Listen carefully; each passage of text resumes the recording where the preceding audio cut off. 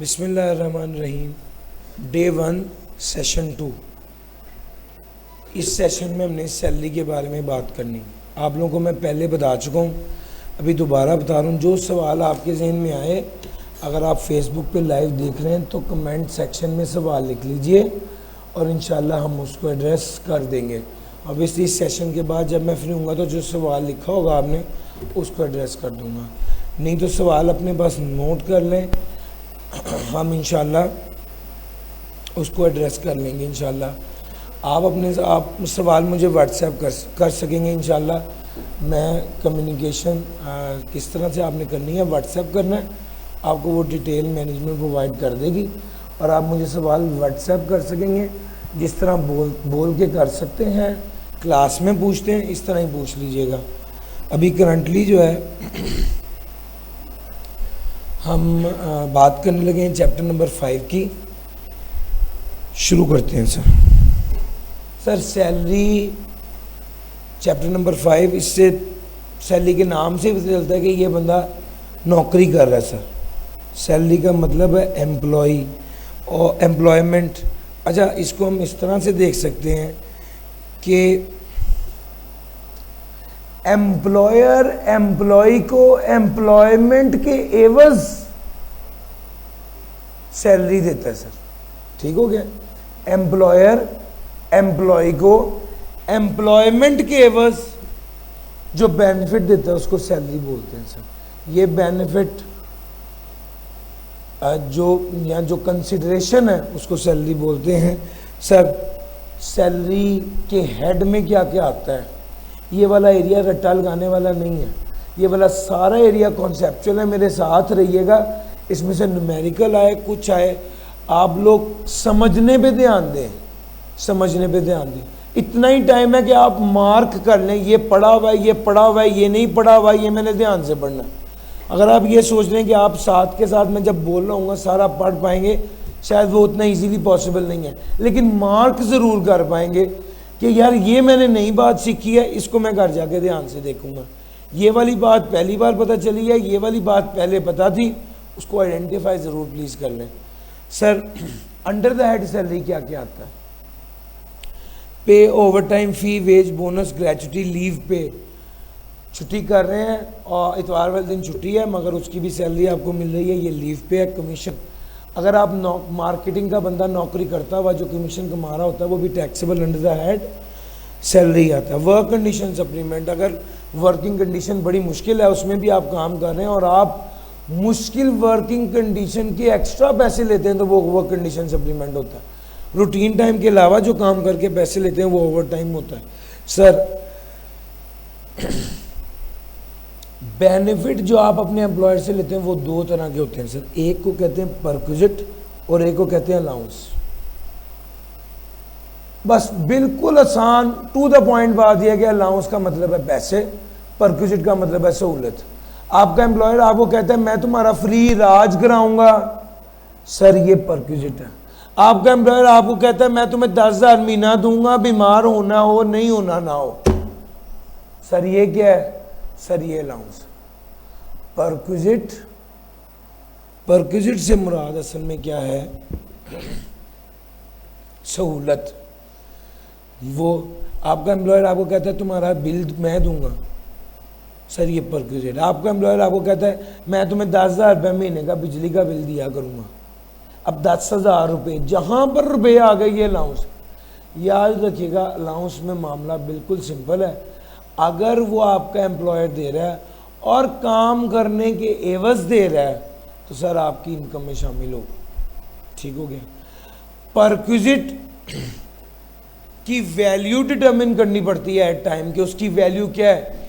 मेरे एम्प्लॉयर ने मुझे गाड़ी दी है, उस गाड़ी की वैल्यू डिटरमिन करके उसको इनकम में शामिल करेंगे।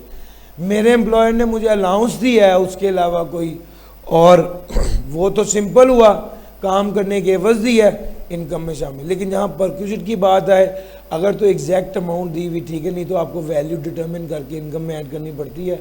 वो चाहे आपका यूटिलिटीज़ का हो, चाहे आपका मेडिकल फैसिलिटी हो, चाहे आपकी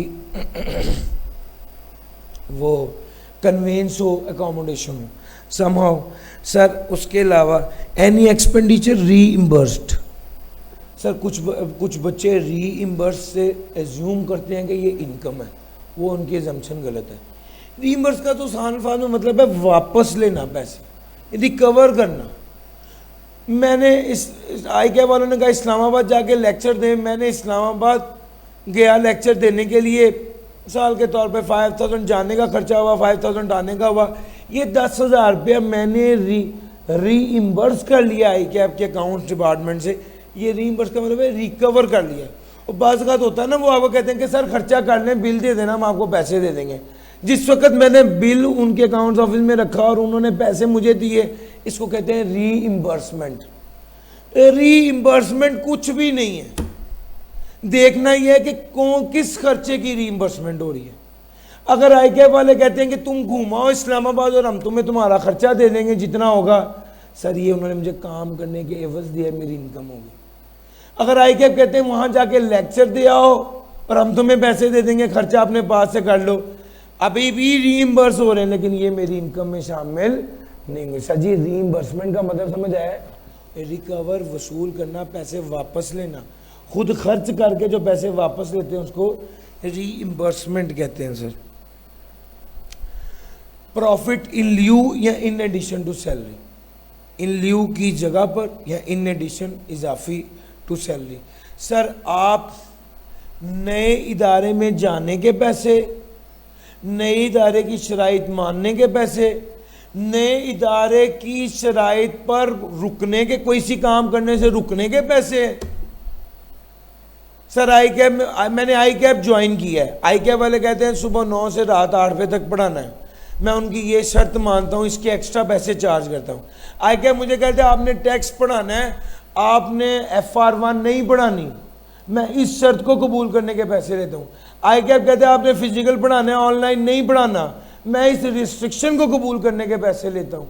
सर मैं जो पैसे अपने एम्प्लॉयर से ले रहा हूँ, उसकी जो सारे फरमाइशी प्रोग्राम है उसको पूरा करने के लिए, या उसकी जो शराइत है, जो कंडीशंस हैं और रिस्ट्रिक्शन है उसको पूरा करने के लिए, तो याद रखिएगा ये मेरी इनकम में शामिल होगा और टैक्सेबल होगा अंडर द हेड सैलरी। गर्ज ये कि अगर आई कैब ने मुझसे 5 साल का कॉन्ट्रैक्ट किया था और आई कैब 1 साल बाद ही मुझे तंग आके कहते कि सर आप चले जाएं, मैं कहता हूँ भाई 5 साल का कॉन्ट्रैक्ट है, मैं तो नहीं जाऊँगा। आई कैब मुझे कहते कि ये 2 मिलियन ले और आप प्लीज़ चले जाएँ। ये जो आई कैब ने मुझे 2 मिलियन जाने का दिया है, ये भी मेरे एम्प्लॉयर ने मुझे फ़ायदा दिया है, मेरी इनकम में शामिल होगा और टैक्सेबल होगा under the head salary.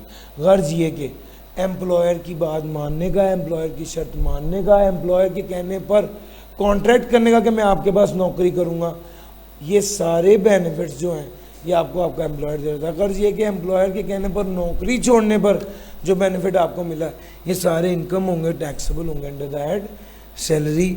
Sir employment ख़त्म हो गई, आपको ग्रेचुटी मिली, पेंशन मिली, एन्युटी मिली, आपकी इनकम होगी और टैक्सेबल होगी under that salary. Sir employee share scheme, अगर आपका एम्प्लॉयर आपको पैसे नहीं देता बल्कि क्या दे देता है, शेयर्स दे देता है, आपकी इनकम में शामिल होगा और टैक्सेबल होगा अंडर दैट सैलरी।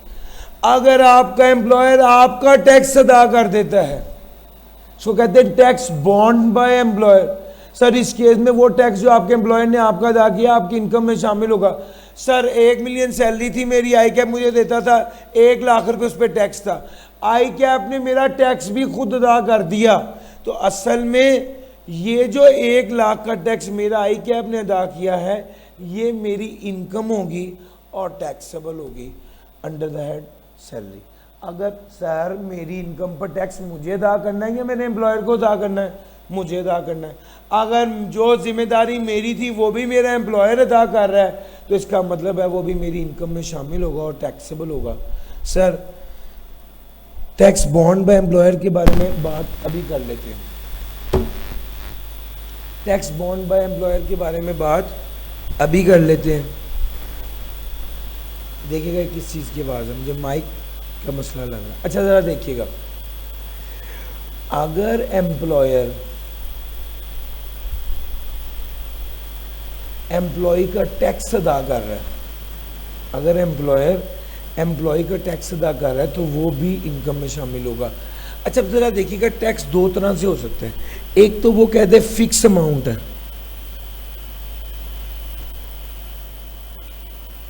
अगर वो फिक्स अमाउंट कह दे कि मैं तुम्हारा 1 लाख का टैक्स अदा करूंगा तो 1 लाख रुपए मेरी इनकम में शामिल होगी और टैक्सेबल होगी, ये मामला सिंपल है। और अगर वो ये कह दे कि तुम्हारा जितना टैक्स बनेगा मैं अदा करूंगा, यहां पर एक मसला आ जाता है। यहां पर मसला ये आ जाता है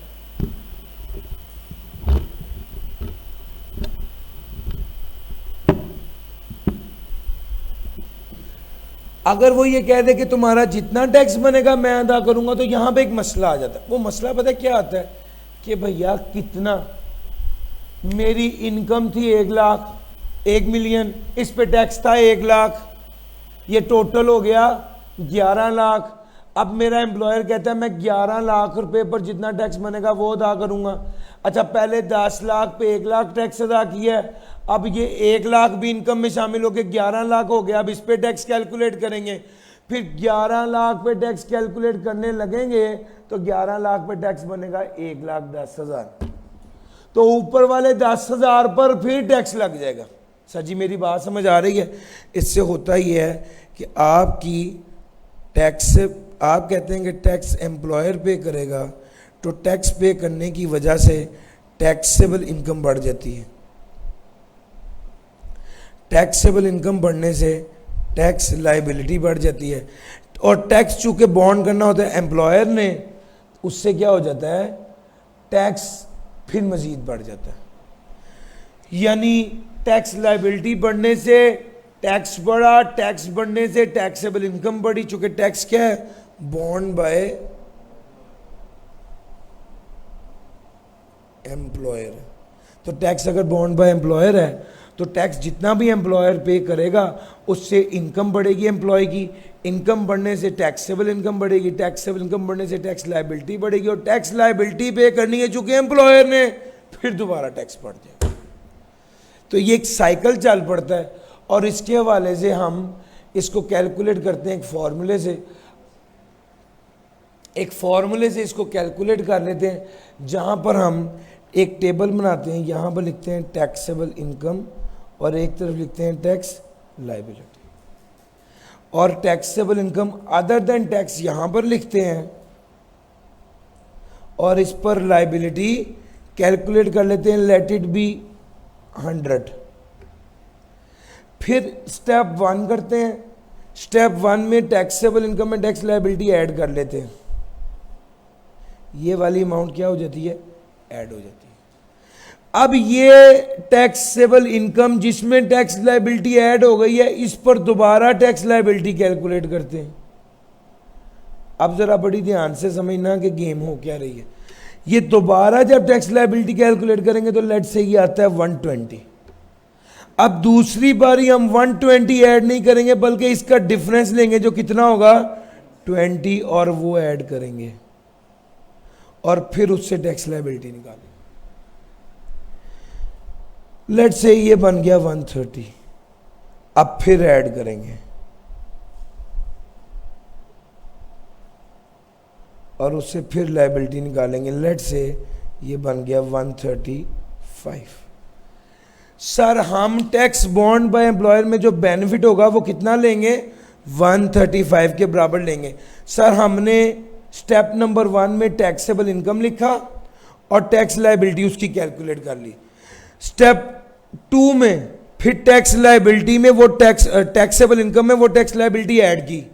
पहली बार पूरी टैक्स लायबिलिटी ऐड करेंगे, दूसरी बार टैक्स लायबिलिटी का डिफरेंस ऐड कर रहे होंगे।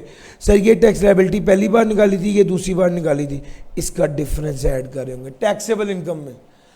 फिर दोबारा एक चक्कर लग गया, एक साइकिल कंप्लीट हो गया, फिर दूसरा साइकिल, और फाइनली आई कैप ने किताब में लिखा है 2 साइकिल कंप्लीट करने हैं।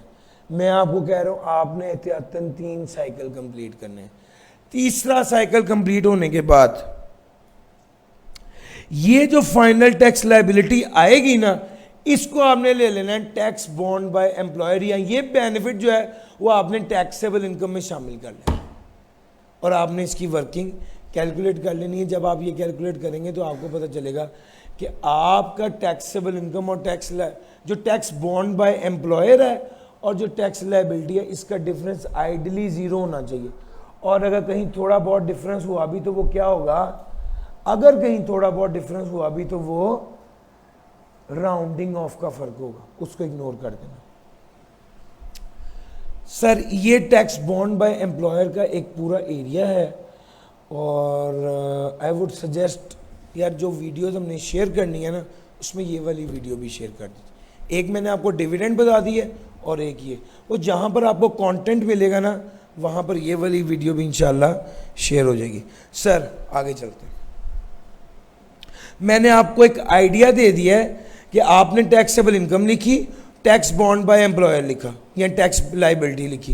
पहली बार पूरी लायबिलिटी ऐड करेंगे, दूसरी बार क्या ऐड करेंगे, डिफरेंस, तीसरी बार डिफरेंस, चौथी बार डिफरेंस। तो चौथी बार फाइनल फिगर होगी उसको आप ऐड कर देंगे टैक्स बॉन्ड बाय एम्प्लॉयर। यही बेनिफिट इनकम में भी ऐड होगा और यही टैक्स लायबिलिटी में से लेस भी होगा। ये फाइनल फिगर 135, ये जो 135 की फिगर है ये टैक्स लायबिलिटी टैक्सेबल इनकम में ऐड भी होगी और हेडिंग होगी टैक्स पेड बाय या टैक्स बॉन्ड बाय एम्प्लॉयर, और यही टैक्स लायबिलिटी में से माइनस भी होगी टैक्स बॉन्ड बाय एम्प्लॉयर। 135 की फिगर।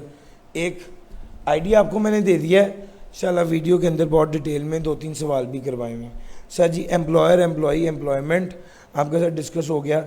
सर जो बंदा भी पाकिस्तान में सैलरी कमा रहा है वो अपनी पाकिस्तान सोर्स इनकम पर टैक्स देगा।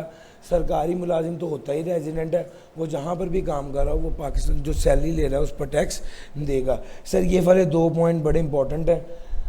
अलाउंस के बारे में याद रखिएगा, अगर आपको फिक्स्ड मिल रहा है और काम करने के एवज मिल रहा है तो इनकम में शामिल होगा, लेकिन अगर काम करने के लिए मिल रहा है तो वो इनकम में शामिल नहीं होगा।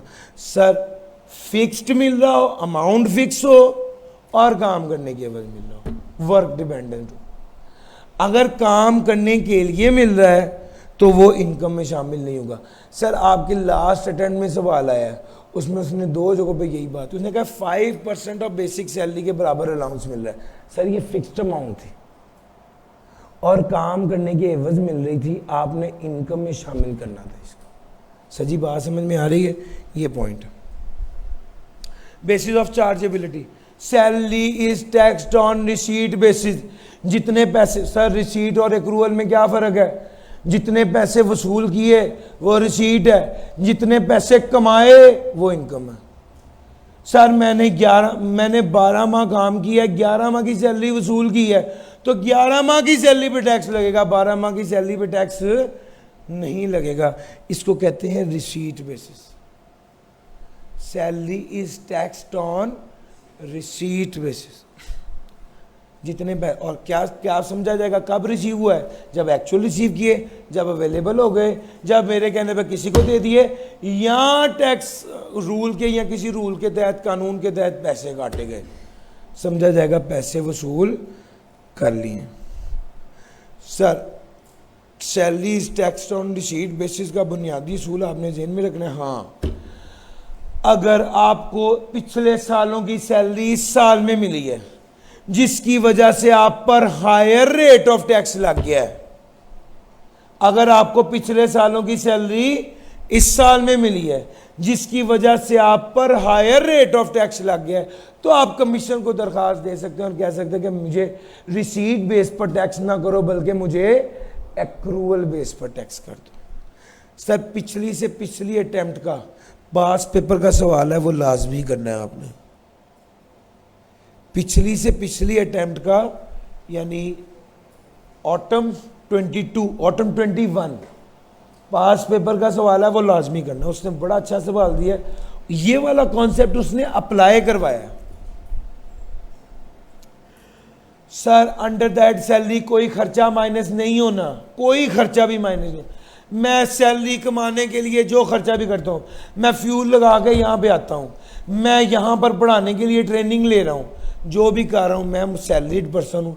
अंडर दैट सैलरी कोई खर्चा माइनस नहीं होना, बस ये याद रखिएगा। कोई भी दुनिया की ताकत सैलरी इनकम को कम नहीं कर सकती। माइनस नहीं हो सकता कुछ, बस ये याद रखो। एक आध पॉइंट में ऐसे है कि जनाब आपको लगता है कि माइनस होना चाहिए, याद रखिएगा वो माइनस हो ही नहीं सकता। जहां पर भी कोई अमाउंट सैलरी के हेड में माइनस में लिखी है, समझ लें इसमें गलती है। अंडर द हेड सैलरी कुछ माइनस नहीं होना चाहिए। सर टर्मिनेशन बेनिफिट आपको निकाल दिया गया है, रिटायरमेंट होता है, आपका काम कंप्लीट हो गया और आप जा रहे हैं। टर्मिनेशन का मतलब है आपको निकाल दिया गया है। टर्मिनेशन जो होता है ये भी एक बेनिफिट होता है। इसके एक नाम गोल्डन हैंडशेक पेमेंट और एक नाम एक्स ग्रेशिया पेमेंट है, जरा नोट कर ले। वो आपको कहे जी एक्स ग्रेशिया पेमेंट मिली है और आपको ये पता ही ना होगा ये टर्मिनेशन बेनिफिट है, तो आप जनाब वो गलत कर देंगे और इसकी ट्रीटमेंट भी ठीक नहीं कर सकेंगे। सेपरेट ब्लॉक आइटम में जो 4 चीज़ें आपको मैंने बताई उसमें सबसे पहली चीज़ क्या है? टर्मिनेशन बेनिफिट, वो यही है। सर याद रखिएगा ये सेपरेट ब्लॉक आइटम है, ये इनकम है, इस पर टैक्स लगना है, लेकिन टैक्स स्लैब रेट के मुताबिक रेट नहीं लगना, बल्कि ये सेपरेट ब्लॉक आइटम है, इस पे सेपरेट रेट लगना है। ये अंडर द हेड सैलरी आएगा, टोटल इनकम में शामिल होगा, मगर टैक्सेबल इनकम में शामिल नहीं होगा, इस पे सेपरेट रेट लगेगा। अब सवाल ये पैदा होता है सेपरेट रेट कितना लगेगा? सेपरेट रेट कितना लगेगा? दिस इज पिछले 3 साल की टैक्स लायबिलिटी डिवाइड बाय पिछली 3 साल की टैक्सेबल इनकम मल्टीप्लाई बाय 100। अगर मैंने इसको सेपरेट ब्लॉक आइटम के तौर पे ट्रीट करना है तो पिछली 3 साल की टैक्स लायबिलिटी डिवाइड बाय पिछली 3 साल की टैक्सेबल इनकम मल्टीप्लाई बाय 100। अब यहां पर एक बात बड़ी ध्यान से समझने वाली है,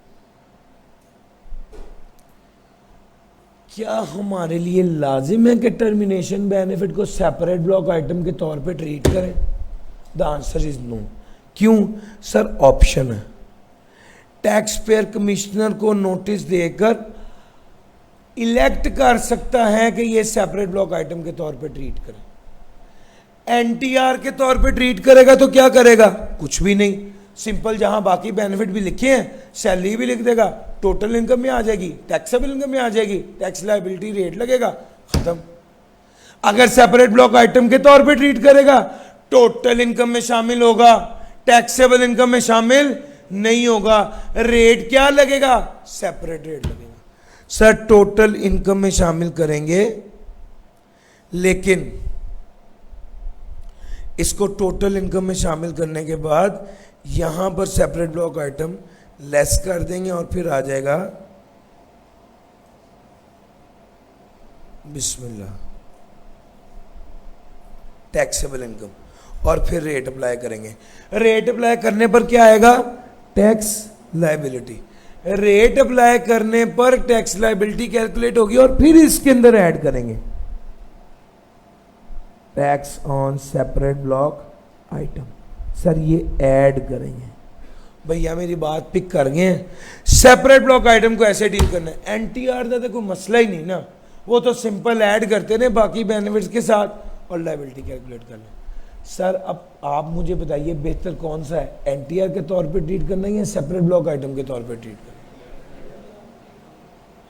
भैया हमें बताइए, अभी कुछ कह ही नहीं सकते। बेहतर वो है जिसमें लायबिलिटी कम बनेगी। आप ऐसे बगैर फिगर्स देखे कैसे कह सकते हैं? हाँ, कौन सा बेहतर है? ये जवाब होना चाहिए, जिसकी लायबिलिटी कम बनेगी वो बेहतर है। तो आपको सेपरेट ब्लॉक आइटम के तौर पर ट्रीट करके लायबिलिटी कैलकुलेट करनी होगी और एनटीआर के तौर पर ट्रीट करके लायबिलिटी कैलकुलेट करनी होगी। जिसकी लायबिलिटी कम बनेगी उसको टर्मिनेशन बेनिफिट के तौर पे वो ट्रीटमेंट होगा, ठीक, जहां पर लायबिलिटी कम बनेगी। दोनों ऑप्शंस हैं, दोनों वर्किंग्स करनी है आपने।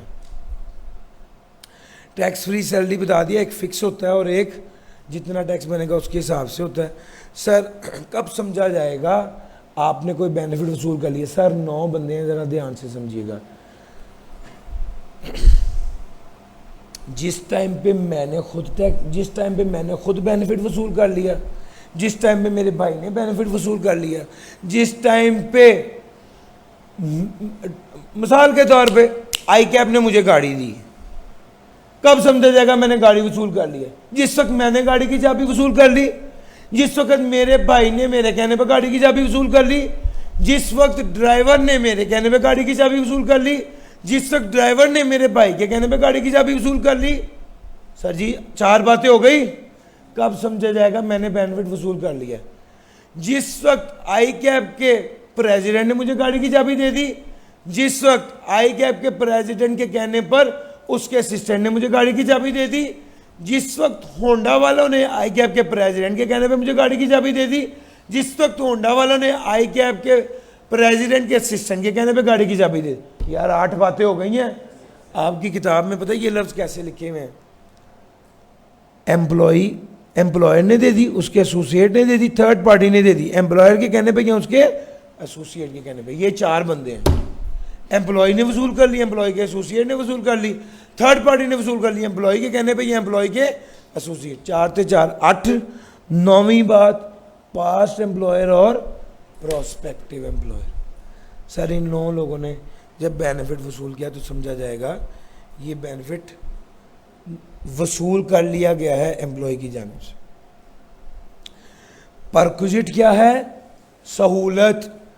परक्विजिट इन काइंड भी हो सकता है और कैश में भी हो सकता है। मेरा बिल है 36,000 रुपया, मेरे एम्प्लॉयर ने मुझे कहा था जितना बिल आएगा मैं दूंगा, मैंने उसको 36,000 का बिल दिखाया, उसने मुझे 36,000 दे दिया। सर ये कैश में दिया। मेरे एम्प्लॉयर ने मुझे रिहाइश दी हुई है, मेरे एम्प्लॉयर ने मुझे गाड़ी दी हुई है, इसकी वैल्यू क्या होगी? जो 36 कैश में दिया उसका तो टेंशन ही नहीं है, वो तो पता चल गया। इसकी वैल्यू क्या होगी? सर इसकी वैल्यू डिटरमिन करेंगे based on the rules. Sir ज़रा पढ़ते हैं। कन्वेंस, अगर गाड़ी दी है सर 3 स्टेप है, बस उसको ध्यान से पढ़ लें। सबसे पहला स्टेप है पर्पस क्या है, गाड़ी किस मकसद के लिए दी। दूसरे नंबर पे स्टेप है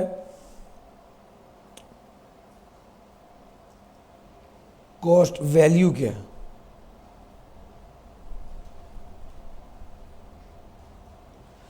तीसरे नंबर पे स्टेप है टाइम क्या है। स्टेप नंबर 1 आपको देखना ये है आपको किस मकसद के लिए गाड़ी दी गई। 3 मकासद हो सकते हैं, पर्सनल और ऑफिशियल, पर्सनल या ऑफिशियल। अगर आपको सिर्फ ऑफिशियल पर्पस के लिए गाड़ी दी गई है तो कोई टैक्स नहीं लगेगा। अगर आपको पर्सनल और ऑफिशियल दोनों के लिए दी गई है तो 5%। अगर सिर्फ पर्सनल यूज के लिए दी गई है तो 10%। तो पर्पस अगर सिर्फ पर्सनल होगा तो 10%, पर्सनल और ऑफिशियल होगा तो 5%। Step 2 value. सर किसका 5%? देखेंगे गाड़ी ओन्ड है या लीज्ड है। अगर ओन्ड होगी तो कॉस्ट का 5%, अगर लीज्ड होगी फेयर मार्केट वैल्यू। कौन सी fair market value? Sir fair market value एक ऐसी टर्म है जो घंटे बाद भी बदल सकती है। Sir fair market value at the time of Inception of lease, जिस वक्त गाड़ी लीज कराई गई थी उस वक्त की फेयर मार्केट वैल्यू का 5% या 10%। तो भैया यहां पर देखना पड़ेगा ओन्ड है यहां, ओन्ड है तो लीज है तो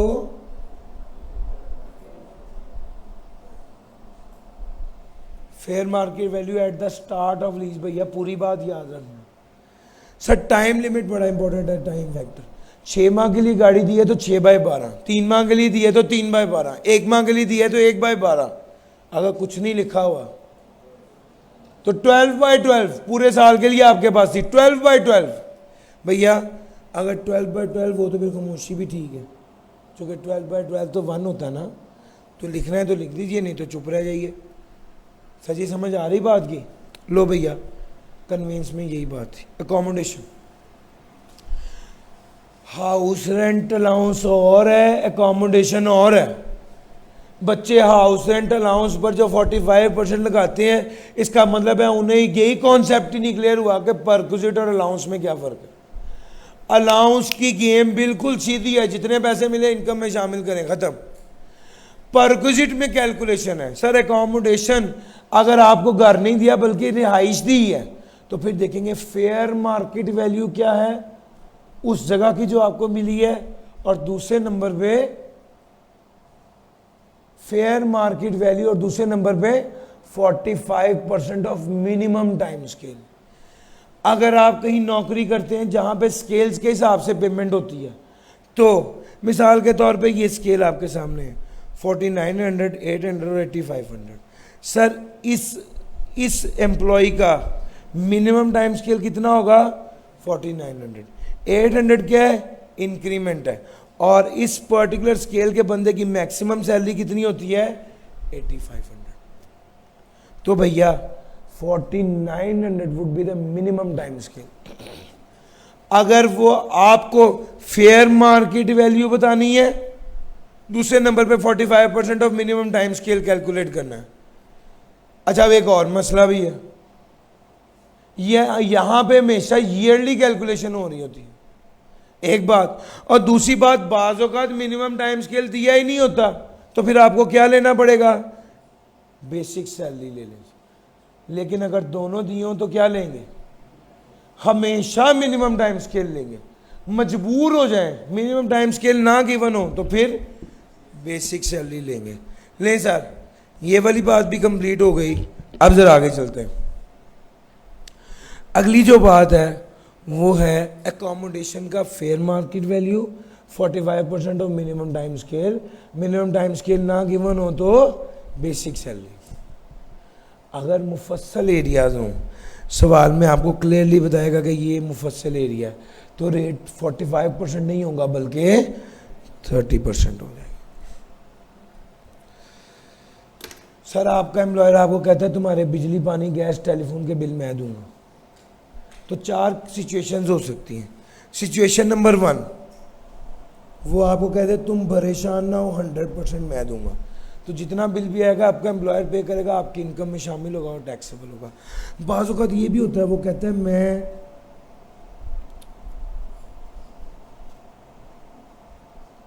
40% पे करूँगा। अब अगर उसने 40% कहा है तो 40% एम्प्लॉयर पे कर रहा है और 60% कौन पे कर रहा है एम्प्लॉय। सर एम्प्लॉयर ने एम्प्लॉय को कितना फ़ायदा दिया है 40% के बराबर फ़ायदा दिया, आपकी इनकम में शामिल होगा और टैक्सेबल होगा।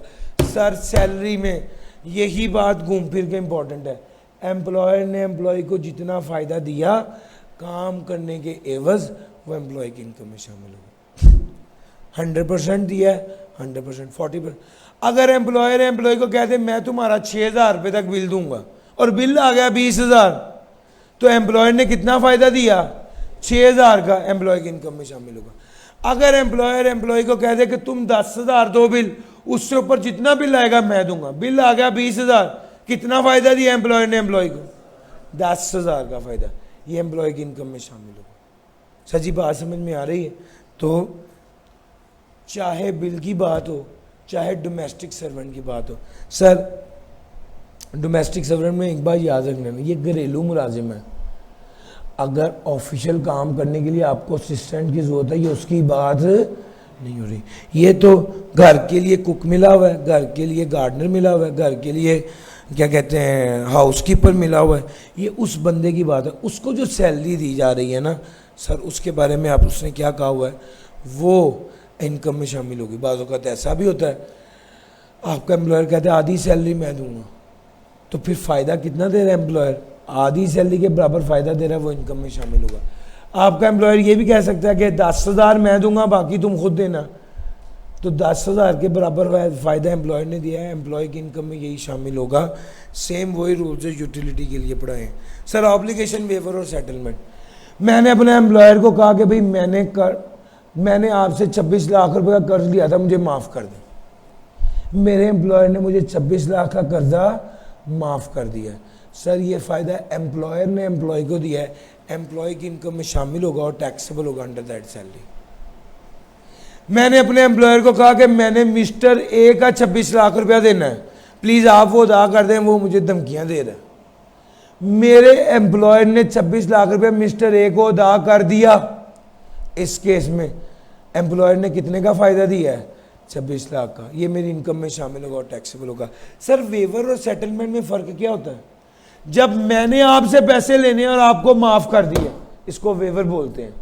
जब आपने किसी और के पैसे देने थे और मैंने आपके तरफ से पे किए हैं, इसको सेटलमेंट कहते हैं। सर वेवर में माफ करना होता है, सेटलमेंट में अदायगी होती है।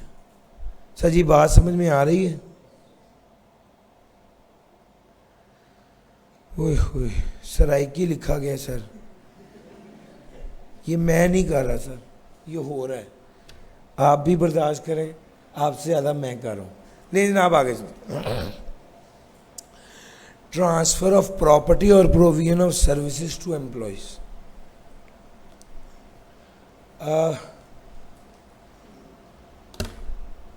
अगर मैं मिसाल के तौर पे एक सोसाइटी में काम करता हूँ, बैरिया टाउन में काम करता हूँ, मेरा एम्प्लॉयर मुझे प्लॉट दे देता है, वो जितने का प्लॉट मेरे एम्प्लॉयर ने मुझे दिया है मेरी इनकम में शामिल होगा और टैक्सेबल होगा। अगर मैं काम करता हूँ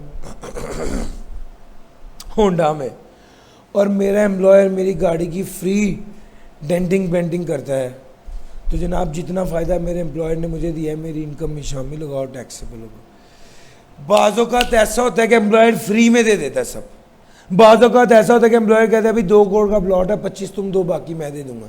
सर कितने का फ़ायदा दिया एम्प्लॉयर ने एम्प्लॉय को? 1 करोड़ 75 लाख का। सर ये इनकम में शामिल होगा और टैक्सेबल होगा। सर बेनिफिट कोई भी हो, एम्प्लॉयर एम्प्लॉय को कोई बेनिफिट भी दे दे, सर एम्प्लॉय की इनकम में शामिल होगा और टैक्सेबल होगा। गाड़ी दे दे, मोटरसाइकिल दे दे, घर दे दे, रिहाइश दे दे, प्रॉपर्टी दे दे, डिनर करा दे, आपके पास पेपर में उसने बुफे की बात की है वो करा दे, जो बेनिफिट भी एम्प्लॉयर एम्प्लॉय को देगा एम्प्लॉय की इनकम में शामिल होगा और टैक्सेबल होगा अंडर दैट सैलरी, काम करने के एवज दे। हाँ अलबत्ता एक बात और नोट कर लीजिए, अगर एम्प्लॉयर एम्प्लॉय को कोई चीज़ देता है जो काबिल वापसी होती है, एम्प्लॉयर ने एम्प्लॉय को एसी दिया और वो काबिल वापसी था, 3 साल बाद उसने वापस करना था, इस केस में जो बेनिफिट होगा वो उसकी डेप्रिसिएशन के बराबर होगा जो एम्प्लॉयर ने एम्प्लॉय को दिया हो।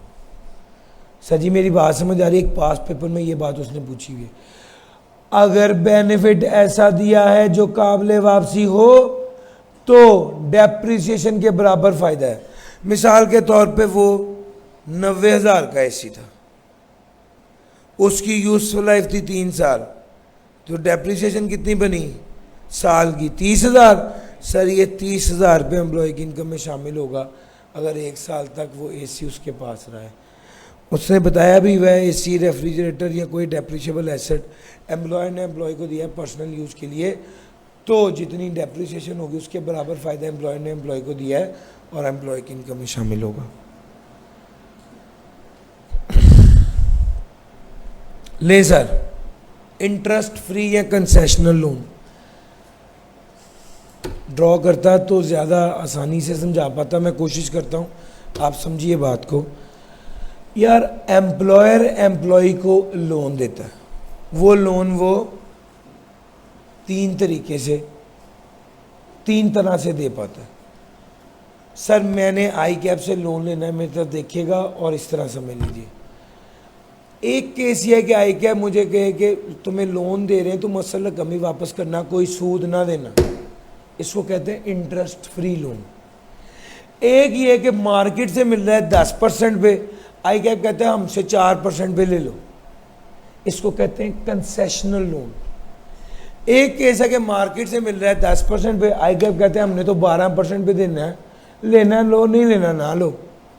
अब मसला ये है कि मैं बैंक जाता हूँ लोन लेने, तो बैंक वाले जो है उनकी शराइत ही पूरी नहीं कर पाता, तो मजबूर होकर फिर मुझे आई कैप से ही लोन लेना पड़ता है। लेकिन अगर मैं आई कैप से 12% पे लोन लूँ तो मुझे आप बताएं कि उसने कोई रियायत की है, कोई बेनिफिट दिया है एम्प्लॉय होने की हैसियत से? मुझे कोई बेनिफिट नहीं दिया। इस केस में कुछ भी taxable under the head salary नहीं। हाँ अगर आई कैप मुझे इंटरेस्ट फ्री लोन दे तो मार्केट से या बेंचमार्क रेट 10% है, तो आई कैप ने मुझे कितने % का फायदा दिया?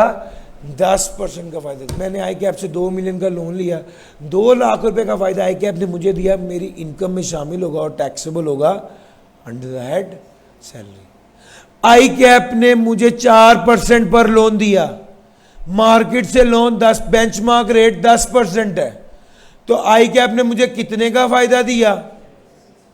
6% का, तो भाई 6% को करें 20 मिलियन, 2 मिलियन से तो कितना बनेगा? 1,20,000। ये 1,20,000 रुपये का फायदा मुझे मेरे एम्प्लॉयर ने दिया है, मेरी इनकम में शामिल होगा और टैक्सेबल होगा अंडर द हेड सैलरी। भैया मेरी बात समझ आ गई? 3 केसेस बताए हैं, इंटरेस्ट फ्री, कंसेशनल और मोर देन बेंचमार्क रेट अगर चार्ज किया जाए तो। ठीक हो गया? इंटरेस्ट फ्री में 10% के हिसाब से बेनिफिट होगा, कंसेशनल में जितने परसेंट रियायत किया उतने परसेंट के हिसाब से बेनिफिट होगा जो टैक्सेबल होगा अंडर द हेड सैलरी। बड़ी प्यास लगी हुई थी मुझे, अच्छा मौका मिला।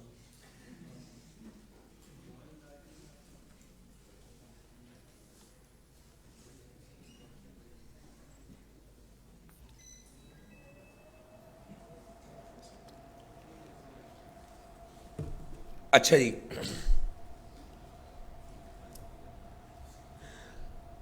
अच्छा 10% बेंचमार्क रेट है, अगर इंटरेस्ट फ्री मिला तो कितने परसेंट का फायदा दिया है? अगर कंसेशनल मिला तो 4%, अगर आईकेएम ने चार्ज किया तो कितने परसेंट का फायदा दिया है? और अगर 12% चार्ज कर दिया कोई, यार ये तीनों पॉइंट समझ गए? अच्छा, ये वाला रूल अप्लाई नहीं होता, या कुछ भी taxable under the head salary नहीं होगा अगर 1 मिलियन तक लोन लिया हो।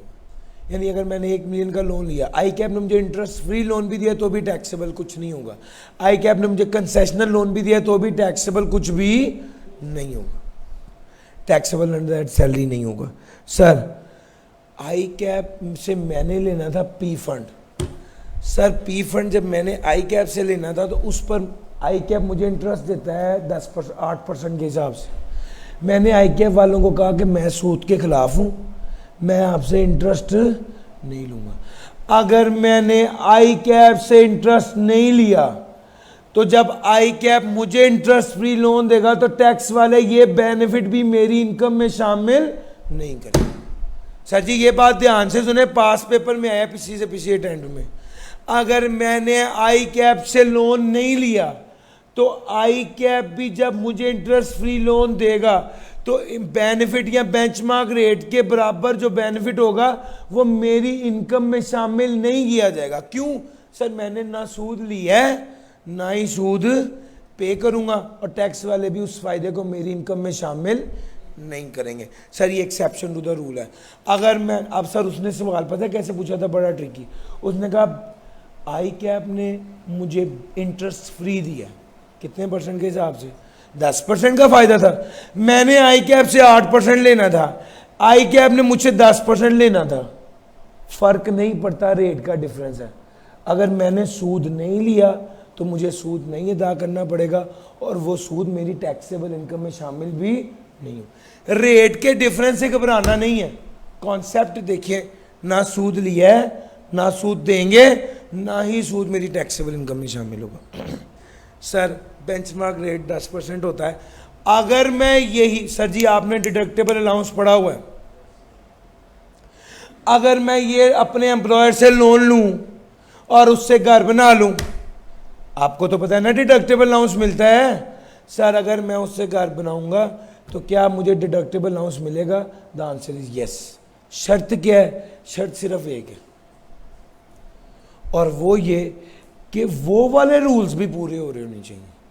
सर जो वहां पर आपको पढ़ाया है चैप्टर 4 में, वो वाले असूल भी पूरे होने चाहिए। मैं एक प्राइवेट कंपनी में काम करता हूं, सर मैंने प्राइवेट कंपनी से लोन लिया और उस लोन को इस्तेमाल कहाँ किया है? घर बनाने के लिए। क्या मुझे डिडक्टेबल अलाउंस मिलेगा? नो। क्यों? सर डिडक्टेबल अलाउंस तो 4 लोगों को मिलता है, bank, non banking finance company, federal postal government और पब्लिक लिस्टेड कंपनी, यही है ना? नहीं मिलेगा। और अगर मैं बैंक में नौकरी करता हूं और मैं बैंक से लोन लेता हूं और लोन लेके घर बनाता हूं तो क्या मुझे डिडक्टेबल अलाउंस मिलेगा? यस मिलेगा। तो ये वाली बात ऐसे। सर आखिरी बात, ये मैं पढ़ा चुका हूं, ये दरमियान वाले 2 बुलेट। अगर मैं अपने एम्प्लॉयर से लोन लूं और लोन लेके कोई कारोबार कर लूं या कोई बिजनेस कर लूं या कोई इनकम जनरेट कर दूं, तो क्या वो जो लोन है वो एज डिडक्शन लोन का जो प्रॉफिट है, प्रॉफिट ऑन डेट है या इंटरेस्ट ऑन लोन है, एज डिडक्शन उस इनकम में से माइनस होगा? The answer is yes. मैंने 2 मिलियन का लोन ले लिया ICAPS और किया क्या, एक गाड़ी खरीद ली, गाड़ी को ऊपर पे चला दिया, साल के कितने पैसे कमाए? 5 लाख रुपया। ICAP ने मुझे इंटरेस्ट फ्री लोन दिया था, कितने का फायदा दिया था ICAP ने मुझे? 2 लाख का। क्या ये 2 लाख रुपए उस ऊबर की गाड़ी से जो 5 लाख कमाया उस इनकम में से माइनस करने की इजाजत होगी? The answer is yes. मैं अपने एम्प्लॉयर से लोन लेता हूं और वो लोन लेके बिजनेस करता हूं, बिजनेस करके इनकम जनरेट करता हूं। उस इनकम में से क्या उस लोन का जो प्रॉफिट ऑन डेट है वो माइनस करने की इजाजत होगी? The answer is yes. Sir ये वाला पॉइंट है, हाँ। कितने परसेंट? अगर इंटरेस्ट फ्री था तो भी 10% माइनस करने की इजाजत होगी, अगर कंसेशनल था तो भी 10% माइनस करने की इजाजत होगी, और अगर अबव बेंचमार्क था तो एक्चुअल रेट पर माइनस करने की इजाजत होगी। अगर बेंचमार्क था तो हायर देन बेंचमार्क था, बेंचमार्क रेट से ज़्यादा था तो जो एक्चुअल है, अगर यार मैंने ICAP से लोन लिया, उसने मुझे 12% पे लोन दिया है तो मैं उसे 12% पे कर रहा हूँ, तो जो मैंने ऊपर से पैसे कमाए कितने, तो वो ऊपर से जो मैंने पैसे कमाए हैं 5 लाख रुपए, उसमें से क्या प्रॉफिट ऑन डेट माइनस करने की इजाज़त होगी? The answer is yes. कितने परसेंट पर? 12% पर। शाबाश। अगर हायर देन बेंचमार्क हो तो एक्चुअल लेते हैं, और अगर हायर देन बेंचमार्क ना हो, बेंचमार्क इंटरेस्ट फ्री हो या कंसेशनल हो, तो बेंचमार्क रेट के बराबर माइनस करने की इजाज़त होती है। ले सर, ये बातें भी आपके साथ कर ली। अगला जो पॉइंट है वो है रिटायरमेंट स्कीम। सर रिटायरमेंट क्या है? जब बंदा नौकरी मुकम्मल करके अपना टेन्योर पूरा करके जाता है तो वो रिटायर होता है। सर ग्रेचुटी है, पी फंड है और पेंशन है, 3 चीज़ें। ग्रेचुटी क्या है? सर ग्रेचुटी की टैक्सेबिलिटी को डिस्कस करते हैं। सर स्टेप नंबर 1, इसको मुझे हाईलाइट ही करना पड़ेगा, मैं लिख नहीं पा रहा सर। स्टेप नंबर 1, अगर गवर्नमेंट एम्प्लॉई है, सबसे पहले ये देखो तो ग्रेचुटी पे कोई टैक्स नहीं लगेगा। अगर अप्रूव्ड ग्रेचुटी स्कीम है, अगर अप्रूव्ड ग्रेचुटी फंड है तो एग्जाम्प्ट होगा। स्टेप 2, क्योंकि पहले ये देखना है कि गवर्नमेंट का है, दूसरे नंबर पे ये देखना है कि फंड है या स्कीम है, अप्रूव्ड है या नहीं अप्रूव्ड। अगर अप्रूव्ड है तो तीसरे स्टेप में देखना है फंड है या स्कीम है। पहला स्टेप है गवर्नमेंट का है,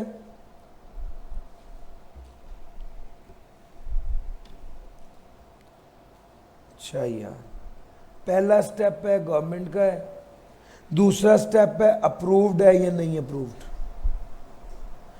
तीसरा स्टेप है फंड है या स्कीम है। फंड हुआ तो एग्जाम, स्कीम हुआ तो नहीं भैया एग्जाम्प्ट अप टू। अगर 4.5 लाख रुपए मुझे मिले हैं अंडर अप्रूव्ड ग्रेचुटी स्कीम तो 3 लाख तक एग्जाम्प्ट होगा, 1.5 लाख पे टैक्स लगेगा। और सर अगर अप्रूव्ड ही नहीं है तो फिर टैक्स होगा कितना? लोअर ऑफ 75,000 और 50%। सर अगर 4.5 लाख आपको मिला है अंडर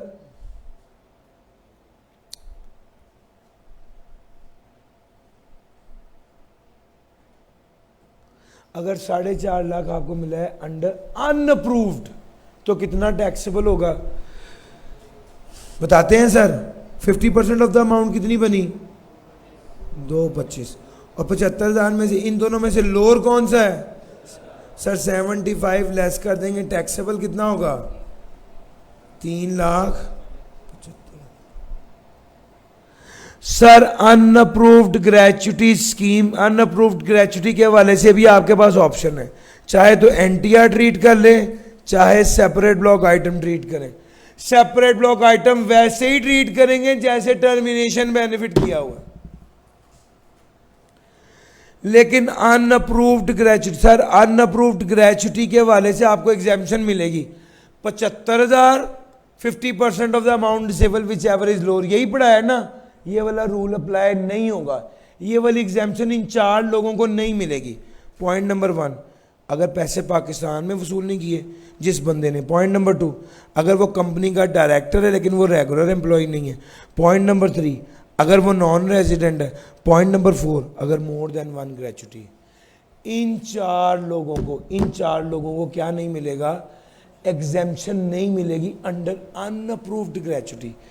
जो पाकिस्तान में नहीं है, जो नॉन रेजिडेंट है, एक से ज़्यादा ग्रेचुटी है, और जो कंपनी का डायरेक्टर है लेकिन रेगुलर एम्प्लॉय नहीं है। ले सर, पेंशन के बारे में सिंपल रूल है, एग्जेम्प्ट होती है। हाँ, एक से ज्यादा पेंशन मिल रही हो तो एक एग्जेम्प्ट होगी, दूसरी पे टैक्स लगेगा। तो कोशिश ये करते हैं हायर एग्जेम्प्ट कर देते हैं, जो दूसरी अमाउंट है उस पर टैक्स लगा देते हैं। दूसरा, अगर एक बंदा नौकरी करता है, नौकरी करके फ्री हो गया, अब उसको पेंशन मिलने लग गई है। अब सैलरी, नौकरी करके फ्री हुआ और पेंशन मिल रही, तो उस पर ये वाला रूल लगेगा, क्या, पेंशन एग्जेम्प्ट होगी।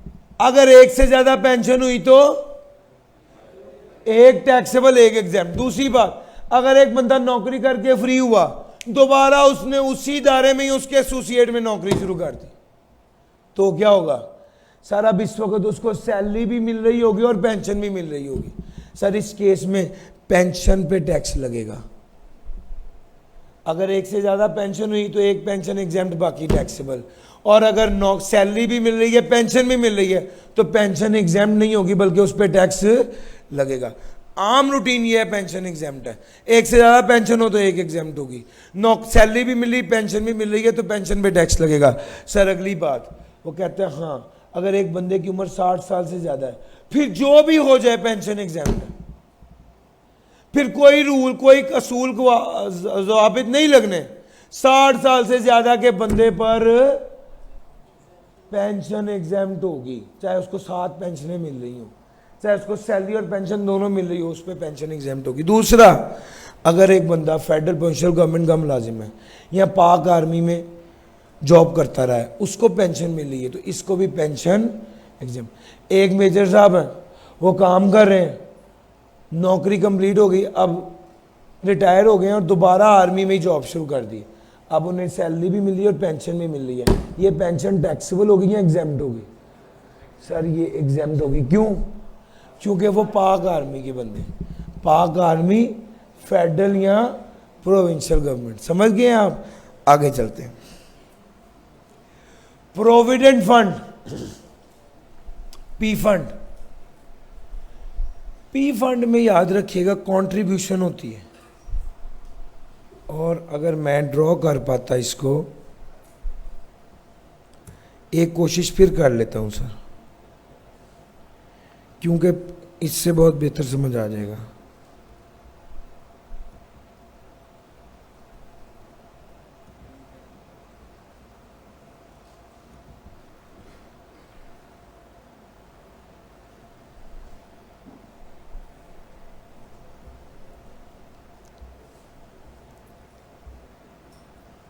नहीं सर,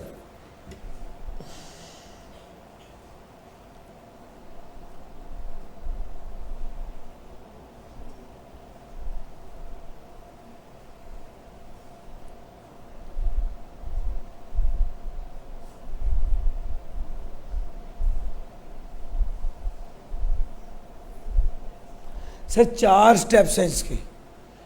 एक तरफ एम्प्लॉयर कंट्रीब्यूट कर रहा है, एक तरफ एम्प्लॉय कंट्रीब्यूट कर रहा है। इंटरेस्ट मिलता है अमाउंट पर, और फिर उसके बाद 1 मिनट, अगर 2000 रुपये एम्प्लॉयर ने कंट्रीब्यूट किया और 2000 रुपये एम्प्लॉय ने कंट्रीब्यूट किया, तो ये टोटल हो गया 4000। लेट से इंटरेस्ट था 10% के हिसाब से, 400 का इंटरेस्ट बन गया, ये टोटल कितना हो गया? 4400। सर समझ आ रही है? एम्प्लॉय की कंट्रीब्यूशन पे तो टैक्स लगता ही नहीं है किसी भी केस में, लेकिन अगर अनरिकग्नाइज्ड हो, अब जरा गौर से देखना, अगर गवर्नमेंट एम्प्लॉय हो कोई टैक्स नहीं लगना, टेंशन फ्री काम हो गया। अगर अनरिकग्नाइज्ड हो, कहीं पे टैक्स नहीं लगना, सिर्फ जिस वक्त पेमेंट ले रहा होगा तब टैक्स लगना है। सर अनरिकग्नाइज के केस में सिर्फ इस 4400 पे टैक्स लगना है, और ये भी पूरे 4400 पे नहीं, इसमें से एम्प्लॉय कंट्रीब्यूशन क्या कर दें, माइनस कर दें, तो 2400 पे टैक्स लगना। पढ़ना, एम्प्लॉयर कंट्रीब्यूशन और इंटरेस्ट पर टैक्स लगना है। जो क्यूमुलेटेड बैलेंस में एम्प्लॉयर कंट्रीब्यूशन और इंटरेस्ट है उस पर टैक्स लगना है। अब सर एक्यूमुलेटेड बैलेंस में चीजें ही तीन है, एम्प्लॉयर कंट्रीब्यूशन, एम्प्लॉय कंट्रीब्यूशन और इंटरेस्ट। तो आप एम्प्लॉय कंट्रीब्यूशन और इंटरेस्ट को टोटल करें तो भी 2400 बनता है, एक्यूमुलेटेड में से एम्प्लॉय निकालते तो भी 2400 बनता है। सर इस अमाउंट पे टैक्स लगना है। ये किस केस में, अनरिकग्नाइज्ड के केस में। सर अब जरा अगले स्टेप पे आ जाए। अगर रिकग्नाइज्ड होगा तो यहां पर भी टैक्स लगेगा और यहां पर भी टैक्स लगेगा। अगर रिकग्नाइज्ड होगा कितना, सर उसने कहा है अगर रिकग्नाइज्ड है तो लोअर ऑफ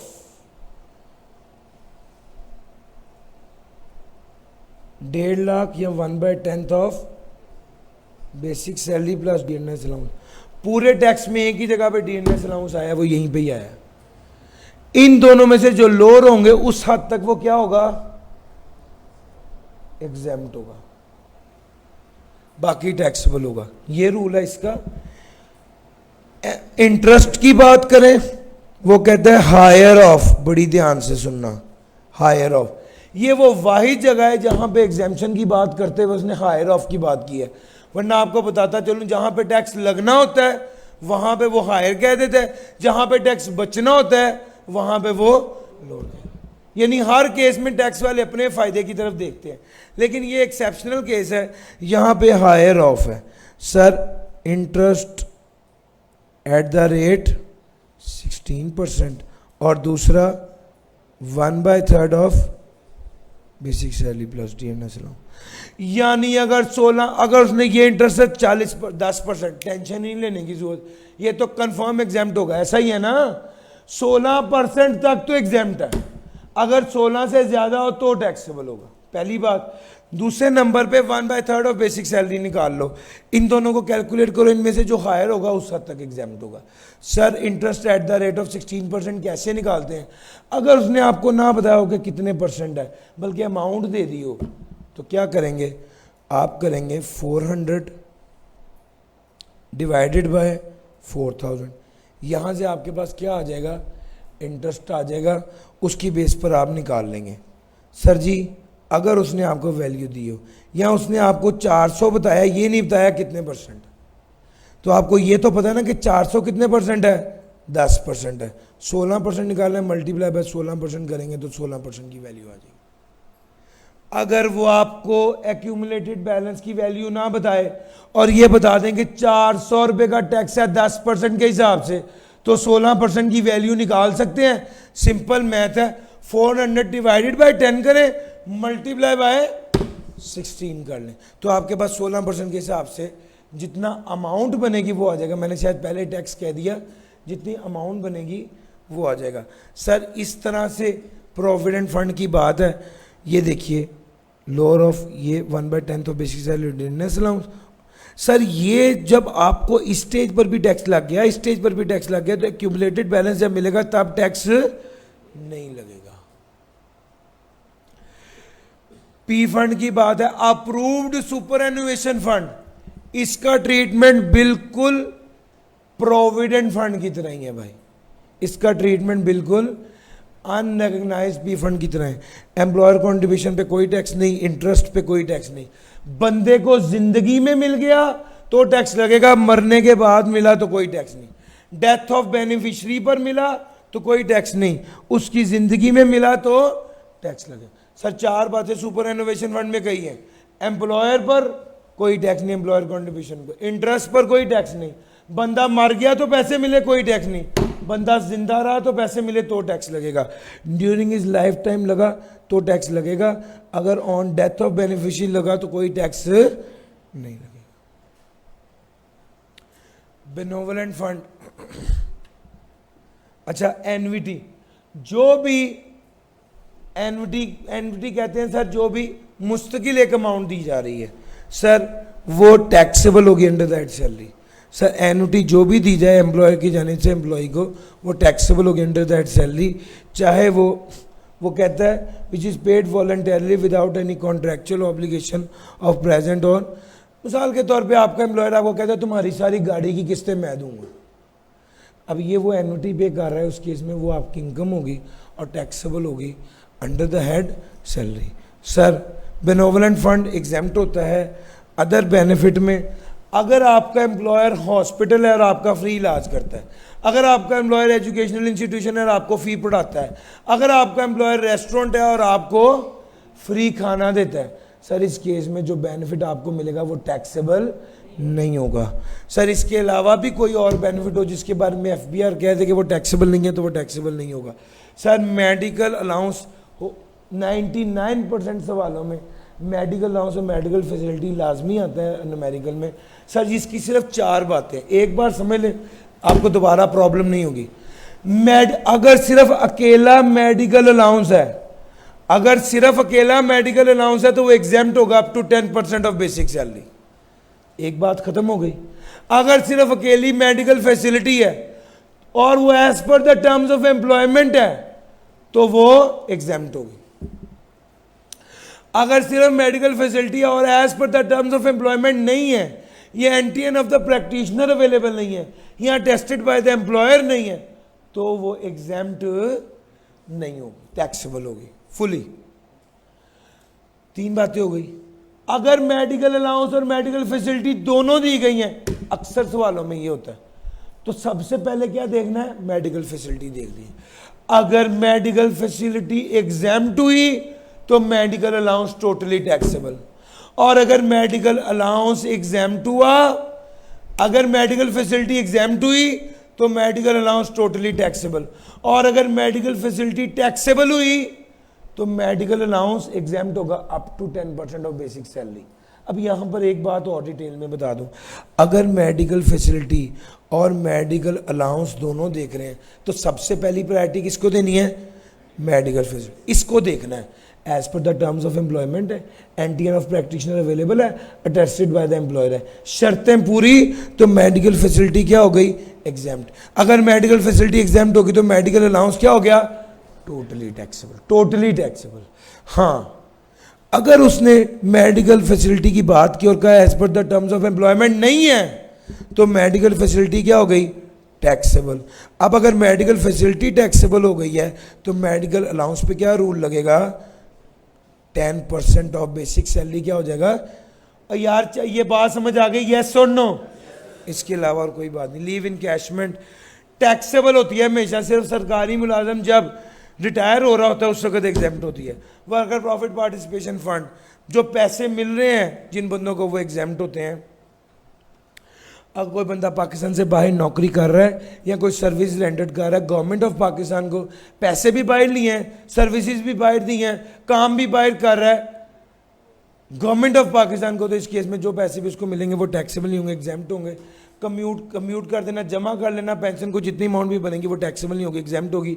अगर फुल टाइम टीचर है तो ये बात ध्यान से सुने, फुल टाइम टीचर और रिसर्चर है, एचईसी से रेकग्नाइज इदारे में पढ़ा रहा है या यूनिवर्सिटी में पढ़ा रहा है जो एचईसी से रेकग्नाइज्ड है, या बोर्ड ऑफ एजुकेशन में है, तो जनाब इसको जितनी भी इसकी लाइबिलिटी बनेगी उसका 25% क्या कर देंगे, माफ़ कर देंगे।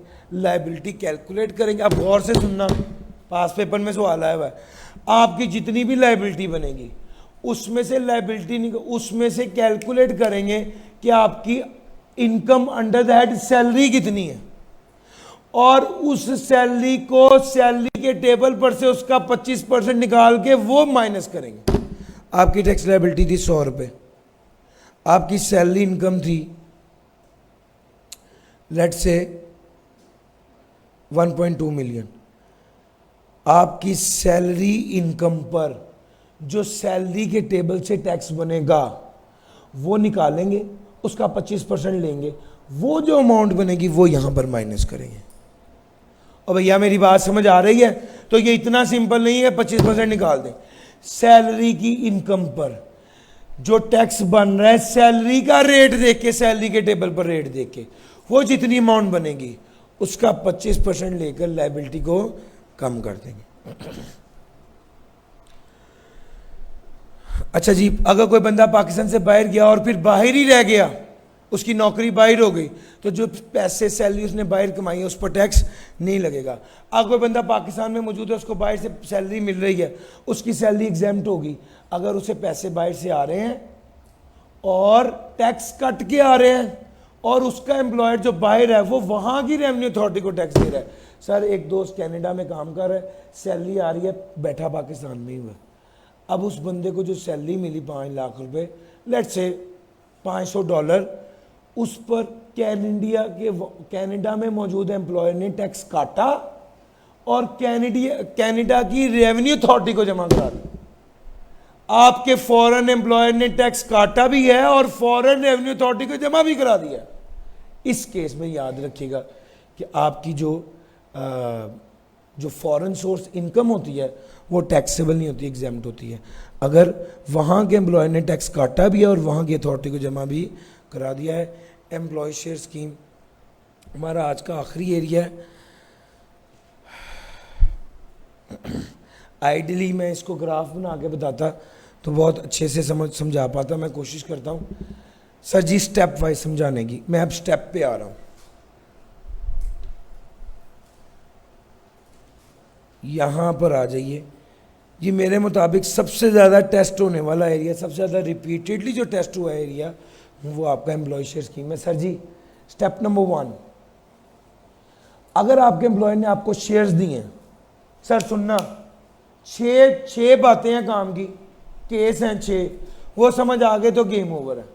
केस नंबर 1, आपके एम्प्लॉयर ने आपको शेयर दिए, शेयर की वैल्यू थी 100 रुपये, आपको फ्री में दे दिए। कितने का फायदा आपके एम्प्लॉयर ने आपको दिया? 100 रुपये का, आपकी इनकम में शामिल होगा और टैक्सेबल होगा। आपके एम्प्लॉयर ने आपको शेयर दिए, शेयर की वैल्यू थी 100 रुपये, आपको कितने का दिया? 50 रुपये का। कितने का फायदा आपको आपके एम्प्लॉयर ने दिया? 50 का, आपकी इनकम में शामिल होगा और टैक्सेबल होगा। Case number 1 clear? यस और नो? सर 6 केसेस है, मेरे साथ रहिएगा। केस नंबर 2, आपके एम्प्लॉयर ने आपको शेयर खरीद दिया, शेयर खरीदने की ऑप्शन दी, इस पर टैक्स नहीं लगेगा। सर वो आपको बार बार सवालों में बता रहा है, आपके एम्प्लॉयर ने आपको ऑप्शन दी और उस दिन ऑप्शन की फेयर मार्केट वैल्यू 100 रुपये थी।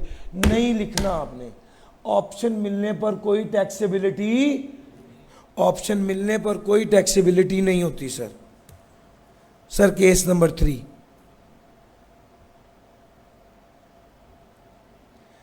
केस नंबर 1 आपको भी बता दिया।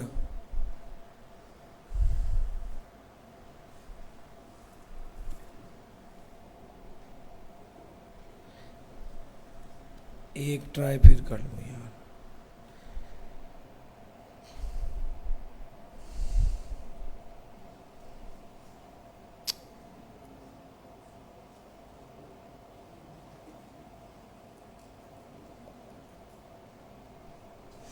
ले सर, केस नंबर 1 क्या है? केस नंबर 1 था आपको आपके एम्प्लॉयर ने शेयर दिए, जितना फायदा आपको आपके एम्प्लॉयर ने दिया आपकी इनकम में शामिल होगा। केस नंबर 2 क्या है? आपको आपके एम्प्लॉयर ने शेयर दिए और ऑप्शन दी, ऑप्शन देने पर कुछ भी टैक्सेबल नहीं होगा। सर केस नंबर 2 था option, no taxability. Sir case number 3, आपको ऑप्शन मिला, आपने ऑप्शन बेच दिया। केस नंबर 3, आपने ऑप्शन बेच दिया। सर जब आपने ऑप्शन बेचा तो जितना फायदा आपको हुआ वो टैक्सेबल होगा under that salary. Case number 1, share जितना फायदा हुआ वो taxable under that salary. Option दिया, कुछ टैक्सेबल नहीं। ऑप्शन दी, ऑप्शन बेच दी, जितना फायदा हुआ taxable under that salary. Case number 4, option exercise कर ली। ऑप्शन जिस दिन एक्सरसाइज की उस दिन की फेयर मार्केट वैल्यू ले लें, उसमें से लेस कर दें कॉस्ट ऑफ ऑप्शन और लेस कर दें एक्सरसाइज प्राइस। जितना बेनिफिट होगा taxable under the head salary. यार शेयर दे दिए तो जो फायदा हुआ taxable under the head salary. Case number 2, option दे दी कुछ टैक्सेबल नहीं, ऑप्शन बेच के जो पैसे कमाए taxable under the head salary. Case number 4, option exercise कर लिए, जिस दिन ऑप्शन एक्सरसाइज किए उस दिन शेयर की फेयर मार्केट वैल्यू में से लेस क्या कर देंगे, कॉस्ट ऑफ ऑप्शन और exercise price, taxable. Case number 5, sir उसने आपको शेयर, आपको ऑप्शन दी, आपने ऑप्शन एक्सरसाइज कर ली, शेयर आपके, लेकिन उसने रिस्ट्रिक्शन ऑन ट्रांसफर लगा दी। रिस्ट्रिक्शन ऑन, अगर वो चुप रहे तो इसका मतलब है कोई रिस्ट्रिक्शन ऑन ट्रांसफर नहीं दी, और अगर वो खुद कह दे कि रिस्ट्रिक्शन ऑन ट्रांसफर है तो fair market value after the restriction लेंगे सर, उसमें से लेस क्या कर देंगे, कॉस्ट ऑफ ऑप्शन, और क्या लेस कर देंगे, एक्सरसाइज प्राइस। ये 5वां केस था सर। अगर आपको ये 5 समझ आ गए तो एक पॉइंट आप समझ लीजिए, जिस वक्त आप शेयर के मालिक बने हैं वो टैक्सेबल अंडर दैट सैलरी होगा। आप रिस्ट्रिक्शन ऑन ट्रांसफर नहीं थी तो जब आपको मिला था आप तभी मालिक बन गए थे, टैक्सेबल। अगर रिस्ट्रिक्शन ऑन ट्रांसफर थी तो जब रिस्ट्रिक्शन खत्म हुई थी तब आप मालिक बन गए थे। गर्ज ये कि जब आप मालिक बने तो जितने का फायदा शेयर के वाले से आपको हुआ वो आपकी इनकम होगी, टैक्सेबल होगी अंडर दैट सैलरी। आपको उसने शेयर दिया था, केस नंबर 1, मालिक बन गए थे, इनकम में शामिल होगा। सर अगर डिस्पोजल हो गया था, डिस्पोजल हो गया था सर, आपने ऑप्शंस डिस्पोज कर दी थी, ऑप्शन डिस्पोज कर दी थी, जितना फायदा था वो आपकी इनकम में शामिल होगा और टैक्सेबल होगा अंडर दैट सैलरी। सर ये 5 केसेस हो गए, 6ठा केस आपको बताने लगा हूं, फिर एक कोशिश कर लेता हूं।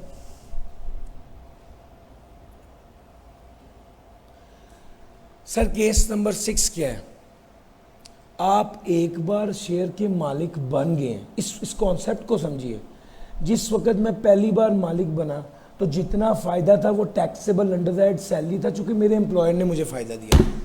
लेकिन एक बार जब मैं मालिक बन गया उसके बाद जो फ़ायदा हुआ है वो मेरे एम्प्लॉयर ने मुझे नहीं दिया, बल्कि शेयर की कीमत बढ़ने की वजह से मिला। यस और नो? जो फ़ायदा शेयर की कीमत बढ़ने की वजह से मिले वो taxable under the head capital gain होता है। जो फायदा एम्प्लॉयर ने दिया मुझे शेयर की सूरत में, वो जब मैं मालिक बना तो वो मुझे मिल चुका था, वो taxable under the head salary होता है। लेकिन मैं मालिक बन गया, मैंने शेयर अपने पास रखा, 3 माह बाद शेयर की कीमत बढ़ गई, मैंने शेयर बेच दिया, 3 माह बाद, 3 माह में जो कीमत शेयर की बढ़ी है वो जो फायदा है वो मेरे एम्प्लॉयर ने मुझे नहीं दिया, वो शेयर की कीमत बढ़ने की वजह से मिला है, और वो टैक्सेबल होगा under the head capital gain. Sir उसमें क्या होता है, उसमें आप लिखते हैं सेल प्रोसीड। अब आप लोगों ने तो पढ़ा हुआ है, रिवीजन क्लास है, कैपिटल गेन पढ़ा हुआ है। कैपिटल गेन तो होता है कैपिटल एसेट की डिस्पोजल पे। यस और नो? भैया डिस्पोजल हो चुकी, इसीलिए मैं यहां पर सेल प्रोसीड या डिस्पोजल प्रोसीड लिख रहा हूं। उसमें से लेस करेंगे कॉस्ट ऑफ ऑप्शन, उसके बाद लेस करेंगे एक्सरसाइज प्राइस, और सबसे कीमती बात उसके बाद लेस करेंगे already taxed under that salary. एक आपको और टिप बताऊं सर, कभी भी एम्प्लॉय शेयर स्कीम में taxable under that capital gain आ ही नहीं सकता जब तक पहले अंडर दैट सैलरी ना आ गया हो। Taxable under that capital gain कभी भी नहीं आ सकता जब तक टैक्सेबल अंडर दैट सैलरी ना आया हुआ हो। सर ये तीनों माइनस करेंगे तो ये गेन आ जाएगा सर, और ये गेन होगा taxable under that capital gain. Sir यहाँ लॉस भी आ सकता है, यस, पास पेपर का सवाल है, उसमें यहाँ पे लॉस आ गया था, लॉस भी आ सकता है, वो कैपिटल लॉस होगा। ठीक हो गया सर। मैं क्या कहते हैं, जाहिद याद रखिएगा, आप लोगों से कमिट कर रहा हूँ, मुझे इस तरह तसल्ली नहीं हुई ये चीज़ की, मैं प्रेजेंट करता हूँ प्रॉपर, वो 6 केसेस सामने आते हैं, उससे जो है वो अंडरस्टैंडिंग बहुत बेहतर हो जाती है। वो केस आपके जहन में रहेंगे, वही 6 केसेस हैं, उन्हीं में से ही सवाल आना। ठीक हो गया। तो मैं ना वो वाली वीडियो भी आप लोगों के साथ शेयर करवा दूंगा। ठीक है। तो ये तीसरी वीडियो हो गई है, एक डिविडेंड वाली वीडियो, एक टैक्स बॉन्ड बाय एम्प्लॉयर वाली वीडियो, और एक ये जहाँ पर ये वाला कंटेंट शेयर होगा वहाँ पर वो वाली वीडियो शेयर हो जाएगी। वीडियो ना शेयर हो सकी तो कम से कम लिंक ज़रूर शेयर हो जाएगा यूट्यूब का, जहाँ से आप उसको देख सकेंगे। सर आज के लिए इतना ही।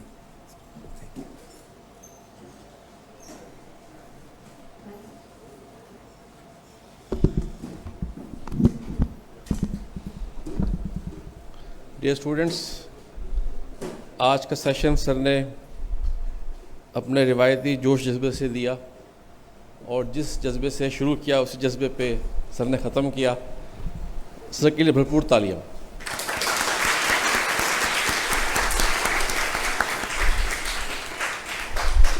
ये 5 सेशंस की सीरीज़ है। आज पहला सेशन हुआ और कल दूसरा होगा, परसों तीसरा, फिर 2 दिन की ब्रेक आएगी और फिर चौथा 15 अगस्त को होगा और 5वां 16 अगस्त को होगा। सर ऐसे ही। तो सर ने बहुत मोहब्बत और शौक़ से ये टाइम लिया और आपकी तादाद बता रही है कि आप भी शौक़ से अटेंड कर रहे हैं।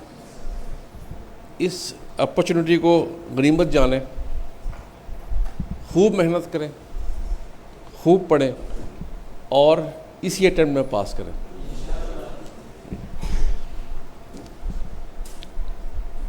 एक अनाउंसमेंट है,